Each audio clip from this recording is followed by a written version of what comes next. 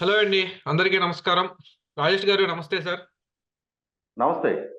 Sir మొన్న ప్రశాంత్ కిషోర్ కలిసారు చంద్రబాబు నాయుడు గారిని, లోకేష్‌ని. ఆ షాక్ నుంచి తేరుకునే లోపు అంటే అటు తెలుగుదేశం పార్టీ వారు శ్రేణులు కొంత షాక్‌కి గురైని, వైసీపీ వారు గట్టిగానే షాక్‌కి గురయ్యారు. వైఎస్ షర్మిల గారు నారా కుటుంబానికి క్రిస్మస్ కానుకలు పంపించినట్టుగా లోకేష్ గారు ట్విట్టర్‌లో పేర్కొన్నారు. ఆ ఫోటోలు గూడా పంపారు. వెంటనే ఒకటి తర్వాత ఒకటి షాకులకి గురయ్యింది. అంటే ఇరు వర్గాలు అంటే ఎక్స్‌పెక్ట్ ది అన్‌ఎక్స్‌పెక్టెడ్ అన్నట్టుగా అవుతుంది. ఎలా చూస్తారు మీరు? అంటే ఒక రకంగా సానుకూల అంశం అయినప్పటికీ గూడా ఇరువైపులా శ్రేణులు ప్రిపేర్డ్‌గా ఉన్నారా? ఇటువంటి షాకులకి? మీరు ప్రస్తావించింది లోకేష్ గారు తను ట్విట్టర్‌లో పెట్టిన అంశం గనక అసత్యం అయ్యున్నట్టయితే షర్మిల గారు వెంటనే ఖండించుండేవాడు. అంటే షర్మిల గారి ద్వారా నాకు క్రిస్మస్ గిఫ్ట్ అందింది అని చెప్పని లోకేష్ ట్విట్టర్‌లో షేర్ చేసిన ఫోటోలు, గ్రీటింగ్ కార్డు అది సత్యమైన వార్త కాబట్టే షర్మిల గారు కూడా దాని మీద మళ్ళీ తిరిగి తను స్పందించల. ఇది నేను పంపించిన అంశం గాదు. లేదు నా పేరు అనవసరంగా రాజకీయాల్లో రద్దు చేస్తున్నారని చెప్పని ఆమె వైపు నుంచి ఖండన రాలేదు అనంటే అది 100కి 100 షర్మిల గారి దగ్గర నుంచి నారా లోకేష్‌కి ఆ విధమైన క్రిస్మస్ బహుమతి వచ్చింది వాస్తవం. మొట్టమొదటగా అంటే దాదాపుగా రాజశేఖర రెడ్డి గారు, చంద్రబాబు నాయుడు గారి మధ్య వ్యక్తిగత సాన్నిహిత్యంతో పాటు రాజకీయంగా గూడా వాళ్ళిద్దరూ కలిసిమెలిసి తిరిగిన వ్యక్తిగత అనుబంధం ఉండేది. ఒకే వయసు వాళ్ళయ్యుంటాం. ఇద్దరు ఒకేసారి రాజకీయ ప్రస్థానం మొదలుపెట్టుంటాం. ఒకే పార్టీలో ఇద్దరు ఎమ్మెల్యేలుగా, మంత్రులుగా కొనసాగున్న నేపథ్యంలో ఆ వ్యక్తిగత సాన్నిధ్యం వారిద్దరి మధ్య ఉండేది. కానీ కాలక్రమంగా ఇరువురు చెరొక రాజకీయ పార్టీ నుంచి ప్రాతినిధ్యం వహిస్తున్న నేపథ్యంలో అది రాజకీయంగా ఇరువురు కూడా ప్రత్యర్థులుగా మారిపోయిన పరిస్థితులు మనం చూసాం. ఇటువంటి నేపథ్యంలో ఒక రకంగా పూడ్చలేని అంతరం ఆ 2 కుటుంబాల మధ్య కూడా పెరిగిపోయింది అన్న భావన వ్యక్తమవుతా ఉంది సమాజంలో. ఇటువంటి నేపథ్యంలో షర్మిల గారు నారా లోకేష్‌కి మొట్టమొదటిగా క్రిస్మస్‌కి సంబంధించిన విషెస్‌తో పాటుగా బహుమతి పంపియటం అనేది ప్రజల్లో కాస్త ఆసక్తి రేపిన అంశం, చర్చనీయాంశంగా మారిన అంశం. అదే సందర్భంలో వైసీపీ పార్టీగా మరింతగా కీలకంగా చర్చనీయాంశంగా మారిందనేది వాస్తవం. దీనికి దారితీసిన పరిస్థితులు, పరిణామాలను ఒకసారి మనం గమనించుకుంటే ఇది 100కి 100 పాళ్ళు జగన్మోహన్ రెడ్డి గారి స్వయంకృత అపరాధం. ఎందుకంటానంటే స్వయంకృత అపరాధం అని చెప్పని 2012 సంవత్సరంలో జగన్మోహన్ రెడ్డి గారి మీద అక్రమాస్తుల కేసు నమోదయ్యి, ఆయన అరెస్ట్ అయ్యి జైలు పాలయ్యున్న సందర్భంగా, అప్పుడే కొత్తగా పురుడు పోసుకున్న పార్టీ. ఆయన పార్లమెంట్ సభ్యుడిగా, వాళ్ళ మదరు విజయలక్ష్మి గారు ఎమ్మెల్యేగా వారిద్దరు మాత్రమే ఆ పార్టీ నుంచి ప్రాతినిధ్యం వహిస్తా ఉన్నారు. అటువంటి సందర్భంలో అధికారంలో ఉన్న కాంగ్రెస్ పార్టీతోటి విభేదించి బయటకొచ్చి ఒక పార్టీ ఏర్పాటు చేసుకున్న జగన్మోహన్ రెడ్డి గారు ఆ పార్టీ పురిట్లో ఉండగానే ఆయన మీద అత్యంత గంభీరమైన ఆరోపణలు. వేల కోట్ల రూపాయల అక్రమాస్తులు కూడబెట్టుకున్నారని చెప్పిన ఆరోపణలతోటి సిబిఐ విచారణ చేసి, నిర్ధారణ చేసి, ఆయన్ని అరెస్ట్ చేసి, జైలు పాలు చేసిన సందర్భంలో, ఇక ఈ పార్టీకి భవిష్యత్తు ఉంటదా అని చెప్పని ప్రజల్లో కీలకంగా చర్చనీయాంశంగా మారుతున్న సందర్భంలో ఆ రోజున, ఆ పార్టీ తిరిగి బతికి బట్టకట్టింది అనంటే 100కి 100 పాళ్ళు షర్మిల గారు చూపించిన పోరాట తత్వం, ఆమె చేసిన త్యాగమే కారణం.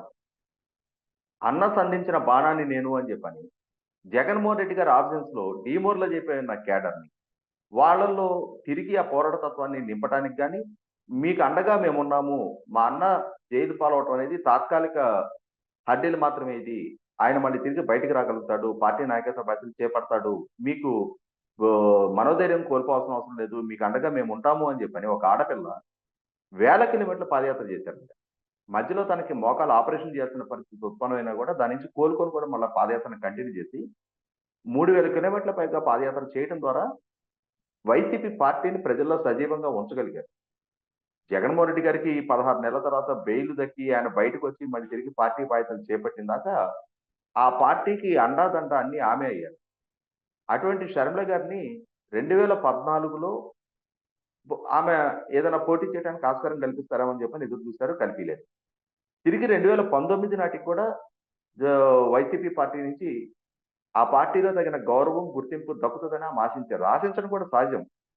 ఎందుకంటే రాజశేఖర రెడ్డి గారి సంతానం జగన్మోహన్ రెడ్డి గారికి ఎంత హక్కుందో రాజశేఖర రెడ్డి గారి క్రెడిబిలిటీని క్లెయిమ్ చేసుకోవడానికి శర్మ గారికి కూడా అంతే హక్కుంది. అదే సందర్భంలో జగన్మోహన్ రెడ్డి గారు ఎంత త్యాగం చేశారో అంతకన్నా ఎక్కువ త్యాగం ఒక ఆడపిల్లగా శర్మ గారు ఆమె చూపించిన పోరాట తత్వం 100కి 100 పాళ్ళు ప్రశంసనీయం. ఇటువంటి సందర్భంలో ఆమె తన హక్కుని డిమాండ్ చేయడాన్ని ఎవరు తప్పు పట్టాల్సిన అవసరం లేదు. ఆ హక్కుని గౌరవించకపోవటం 100% జగన్మోహన్ రెడ్డి గారు చేసిన చారిత్రక తప్పిదంగానే పరిగణించాలి. కాబట్టి ఇవాళ అదే సందర్భంలో వ్యక్తిగతంగా కుటుంబంలో ఆస్తుల పంపకం దగ్గర కూడా కొద్దిగా విభేదాలు ఉన్నాయని చెప్పని వార్తలు వస్తా ఉన్నాయి. కారణం ఏదైనా సరే శర్మ గారికి, జగన్మోహన్ రెడ్డి గారికి మధ్య పూడ్చలేని అగాధం ఏర్పడింది, అంతరం ఏర్పడింది అనేది వాస్తవం. దీనికి తోడు వివేకానంద రెడ్డి గారి హత్య. ఆ హత్యకు దారితీసిన పరిస్థితి. దాంట్లో అసలు పాత్రధారులు ఎవరు, సూత్రధారులు ఎవరు అనేది వాస్తవాలు ఒక్కొక్కటిగా బయటకొస్తున్న నేపథ్యంలో 2019 అసెంబ్లీ, పార్లమెంట్ ఎన్నికలకు ముందుగా జరిగిన ఆ హత్య, ఆ రోజు దాన్ని ఆనాటి పాలకుడిగా ఉన్న చంద్రబాబు నాయుడు గారికి ఆపాదించి, దాన్ని ఎన్నికల్లో ప్రచారాస్త్రంగా మలిచిన జగన్మోహన్ రెడ్డి గారు, సిబిఐ విచారణకు డిమాండ్ చేసిన జగన్మోహన్ రెడ్డి గారు, వాస్తవంగా తన అధికారంలోకి వచ్చిన తర్వాత సిబిఐ విచారణ నీరుగారుస్తూ, సిబిఐ విచారణ ప్రతిపాదన విత్డ్రా చేసుకుంటూ, నిజంగా ఆ కేసులో అసలు సూత్రధారులు ఎవరైతే ఉన్నారో అని చెప్పని సిబిఐ విచారణలో నిర్ధారణ అవుతున్న వాస్తవాల్ని పక్కదోవ పట్టించే విధంగా, అసలు ముద్దాయిల్ని కాపాడే విధంగా, ప్రభుత్వ పరంగా విచారణకు ప్రతిబంధకాలు కల్పించే ప్రయత్నం చేస్తున్న నేపథ్యంలో, ఆ అగాధం మరింతగా పెరిగిందనేది వాస్తవం. అంటే తన సొంత చిన్నాన్నని హత్య చేశారు అని చెప్పని ఆరోపణలు ఎదుర్కొంటున్న వ్యక్తుల్ని జగన్మోహన్ రెడ్డి గారు కాపాడుతున్నారు అన్న భావన 100% శర్మ గారికే కాదు, అటు వివేకానంద రెడ్డి గారి కుమార్తె డాక్టర్ సునీత గారికి కూడా జగన్మోహన్ రెడ్డి గారితో దూరం పెంచింది. ఆ పెంచిన నేపథ్యంలోనే డాక్టర్ సునీత గారు సుప్రీంకోర్టు వరకు కూడా వెళ్లి, ఆంధ్రప్రదేశ్ రాష్ట్రంలో విచారణ జరిగిన సందర్భంలో జగన్మోహన్ రెడ్డి గారి ప్రభుత్వం విచారణకు ప్రతిబంధకాలు కల్పిస్తుంది కాబట్టి, విచారణ వేరే రాష్ట్రంలో జరపండి అని చెప్పని గౌరవ సుప్రీంకోర్టు అనుమతితోటి విచారణని ఆంధ్రప్రదేశ్ రాష్ట్రం నుంచి తెలంగాణకు బదిలీ చేయించుకున్న తీరు కూడా చూసాం. అదే వివేకానంద రెడ్డి గారి కేసులో శర్మ గారు సిబిఐకి ఇచ్చిన వాంగ్మూలంలో కూడా ఇది 100% రాజకీయపరమైన హత్యే. కడప పార్లమెంట్ స్థానానికి సంబంధించి అభ్యర్థుల ఎంపిక నేపథ్యంలో జరిగిన హత్యగానే నేను భావిస్తున్నా అని చెప్పని శర్మ గారు స్వయంగా సిబిఐకి ఇచ్చిన వాంగ్మూలం నేపథ్యంలో జగన్మోహన్ రెడ్డి గారికి, శర్మ గారికి మధ్య ఆల్ ఈజ్ నాట్ వెల్ అనేది మరింతగా స్పష్టమైంది. ఇటువంటి సందర్భంలో శత్రు మిత్రుడు అన్నట్టుగా జగన్మోహన్ రెడ్డి గారి కక్ష సాధింపు ధోరణి, ఆయన తనామన అనేది చూడని తన వ్యక్తిగత స్వార్థం తప్ప రక్త సంబంధాలు కూడా విలువివ్వని ఆయన తీరు ఇవాళ సొంత తల్లిని, చెల్లిని కూడా కుటుంబ పరంగానే కాదు, రాజకీయంగా కూడా ఆయనకు అండదండలు అందించి, ఆయన కోసం ప్రచారం చేసి, నా కొడుకు అమాయకుడు అని చెప్పని రాష్ట్రం అంతా పర్యటించి ప్రచారం చేసిన విజయలక్ష్మి గారు, అదే సందర్భంలో నా అన్న అమాయకుడు, ఆయన్ని కాంగ్రెస్ ప్రభుత్వం రాజకీయంగా కక్ష సాధింపులకు గురి చేస్తుంది. నా అన్న చెయ్యని నేరాన్ని తన మీద ఆపాదిస్తున్నారు అని చెప్పని తన అన్నని సమర్థిస్తూ సుదీర్ఘ పాదయాత్ర చేసిన శర్మ గారు ఇవాళ జగన్మోహన్ రెడ్డి గారి నుంచి దూరం జరిగారు. ఇటువంటి నేపథ్యంలో తెలంగాణ ఎన్నికల సందర్భంగా కాంగ్రెస్ పార్టీలో అంటే శర్మ గారు తన రాజకీయ క్షేత్రాన్ని తెలంగాణకి మార్చుకోవడం జరిగింది. అక్కడ వైఎస్ఆర్‌టీపీ పేరిట ఒక పార్టీని ఏర్పాటు చేస్తున్నారు.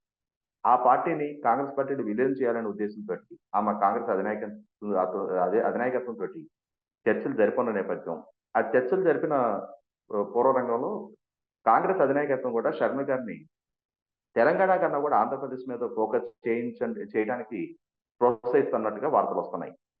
ఒకవేళ నిజంగానే అదే కనుక వాస్తవం అయితే శర్మ గారు ఆంధ్రప్రదేశ్ కాంగ్రెస్ పార్టీ బాధ్యతలు కనుక చేపట్టిన పక్షంలో 100% జగన్మోహన్ రెడ్డి గారి పార్టీకి అదొక శరాఘాతంగా మాత్రం ఖాయం. ఇప్పటికే జగన్మోహన్ రెడ్డి గారి పార్టీలో ఆల్ ఈజ్ నాట్ వెల్ అనేది అర్థమవుతుంది. ఇప్పటికే ఎమ్మెల్యేలు చాలా మంది అసంతృప్తితో ఉన్నారు అని, పార్టీ నాయకుడిగా జగన్మోహన్ రెడ్డి గారు కూడా చాలా మంది ఎమ్మెల్యేలని వాళ్ళ అభ్యర్థిత్వాలు ఖరారు చేయకుండా వాళ్ళని దూరం పెడుతున్న వార్తలు వస్తున్న నేపథ్యంలో సహజంగానే కాంగ్రెస్ పార్టీ మూలాల నుంచి వైసీపీలోకి ఫిరాయించిన చాలా మంది నాయకులు మళ్ళీ తిరిగి కాంగ్రెస్ గూటికి చేరటం ఖాయం అని చెప్పని వార్తలు వస్తున్న నేపథ్యంలో శర్మ గారు లాంటి ఒక పోరాట తత్వం ప్రదర్శించగలిగే మహిళా నాయకత్వంలో కాంగ్రెస్ పార్టీ తిరిగి పునరుజ్జీవనం పొందడానికి ఆస్కారం ఉంటుంది అని చెప్పని భావిస్తున్న నేపథ్యంలో ఇది జగన్మోహన్ రెడ్డి గారికి కూడా ఖచ్చితంగా రాజకీయంగా ఒక పెను సవాల్గా మారటం ఖాయం. ఎందుకంటే ఇప్పుడు కాంగ్రెస్ పార్టీ ఇప్పుడున్న పరిస్థితిలో నుంచి ఎంత స్థాయిలో బలాన్ని సమీకరించుకోగలిగితే అంతటి స్థాయిలో అది వైసీపీ పార్టీకి గొడవలు పెట్టుగా మారటం ఖాయం. వైసీపీ పార్టీ రాజకీయ ప్రయోజనాలు దెబ్బతింటం ఇప్పటికే ప్రభుత్వ వ్యతిరేక ఓటు చీలకుండా తెలుగుదేశం, జనసేన మధ్య ఓట్ల పోలరైజేషన్ జరుగుతున్న నేపథ్యంలో ఇప్పుడు గనక కాంగ్రెస్ పార్టీ వల్ల వైసీపీ పార్టీ మూలాలు నుంచి చీలిక ఏర్పడి వైసీపీ పార్టీ నుంచి ఓటు బ్యాంక్ కనుక కాంగ్రెస్ పార్టీకి ట్రాన్స్ఫర్ అయింది అని అంటే జగన్మోహన్ రెడ్డి గారికి ఎన్నికల్లో గెలుపు అవకాశాలు చాలా ముఖ్యంగా మారటం ఖాయం. వాటిని ఒక రకంగా శర్మ గారు నిర్దేశించే స్థాయిలో, డిక్టేట్ చేయగలిగే స్థాయిలో రేపు ఆంధ్రప్రదేశ్ రాజకీయాల్లో పరిస్థితుల పరిణామాలు చాలా వేగంగా మారటం ఖాయం. ఇటువంటి నేపథ్యంలో నారా లోకేష్‌కి క్రిస్మస్ సందర్భంగా ఒక బహుమతి పంపించడం ద్వారా రాబోతున్న ఎన్నికల్లో జగన్మోహన్ రెడ్డి గారికి వ్యతిరేకంగా రాజకీయ శక్తుల పునరీకరణ దిశగా అడుగులు పడబోతున్నట్టుగా శర్మ గారు ఒక బలమైన సంకేతం పంపించారు. ఇది 100% వైసీపీ శిబిరంలో ఆందోళన కలిగించే అంశమే. ఖచ్చితంగా రేపటి రోజున వైసీపీ పార్టీ నుంచి గనక కొంతమందైనా సరే శాసనసభ్యులు, నియోజకవర్గాల్లో బలం ఉన్న ప్రజానాయకులు తిరిగి కాంగ్రెస్ గూటికి చేరిన పక్షంలో, తిరిగి కాంగ్రెస్ పార్టీ గనక ఆంధ్రప్రదేశ్ రాష్ట్రంలో గత వైభవం తీసుకు అడుగులేయటానికి శక్తియుక్తులు కూడగట్టుకున్న పక్షంలో అది 100% వైసీపీ పార్టీకి పెనుముప్పుగా మారటం ఖాయం. వీటి నేపథ్యంలోనే జగన్మోహన్ రెడ్డి గారు ఇప్పుడున్న ఈ పరిస్థితుల పరిణామాలన్నీ గమనించిన నేపథ్యంలోనే ఆయన కూడా 3 రోజుల పాటు తన సొంత నియోజకవర్గంలో కూడా మకాం వేసి, తన నియోజకవర్గంలో ఒక్కొక్క మండల నాయకులతో కూడా త సమీక్షించే సమావేశాలు పెట్టుకున్నా కూడా, తన నియోజకవర్గంలో ఉన్న స్థానిక నాయకులు కూడా జగన్మోహన్ రెడ్డి గారిని ఈ గతం నాటి పరిస్థితులు ఇప్పుడు లేవు. మీ పట్ల వ్యతిరేకత ఉంది. మిమ్మల్ని నమ్ముకొని దశాబ్ద కాలంగా మీ వెనక ర్యాలీ అయిన మమ్మల్ని పట్టించుకున్న పాపాన పోలేదు.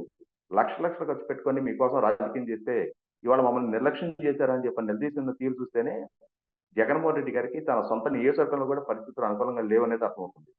గతంలోనే పట్టభద్రుల ఎమ్మెల్సీ ఎన్నిక సందర్భంగా పులివెందుల నియోజకవర్గంలో తెలుగుదేశం పార్టీ అభ్యర్థికి మెజార్టీ రావడం చూస్తే, ఖచ్చితంగా జగన్మోహన్ రెడ్డి గారు ఇవాళ చాలా మంది ఎమ్మెల్యేలకు వాళ్ళ నియోజకవర్గాల్లో వ్యతిరేకత ఉంది అని చెప్పి వాళ్ళని బలిపశులు చేసే ప్రయత్నం చేస్తున్నారు తప్ప, తన సొంత నియోజకవర్గంలో తెలుగుదేశం అభ్యర్థికి మెజార్టీ వచ్చిన నేపథ్యంలో ఆయనంత మాత్రం నైతిక బాధ్యత తీసుకోవడానికి సిద్ధంగా ఉన్నారు అని చెప్పని కూడా వైసీపీ పార్టీలోని అంతర్గతంగా జరుగుతున్న చర్చల్లో ఆయన ప్రశ్నిస్తున్నారు. కాకపోతే నాయకుడిగా ఆయన ఉన్న నేపథ్యంలో, నిర్ణయాధికారం ఆయన చేతిలో ఉన్న నేపథ్యంలో, తమ రాజకీయ భవిష్యత్తు నిర్దేశించే స్థాయిలో ఆయన ఉన్న నేపథ్యంలో, బహిరంగంగా ఆయన ముందు వ్యాఖ్యానించడానికి సిద్ధపడకపోయినా, అంతర్గతంగా జగన్మోహన్ రెడ్డి గారి నాయకత్వం పట్ల, జగన్మోహన్ రెడ్డి గారి నాయకత్వ పటిమ పట్ల ఆ పార్టీలోనే తీవ్రమైన చర్చకు దారితీస్తుంది. ఇటువంటి సందర్భంలో షర్మిల గారి వైపు నుంచి కూడా ఒక పెను సవాలు ఎదుర్కోవడానికి జగన్మోహన్ రెడ్డి గారు సిద్ధపడాల్సిన పరిస్థితులు కళ్ళ ముందుకు వస్తా ఉన్నాయి. ధన్యవాదాలు సార్ రాజేష్ గారు.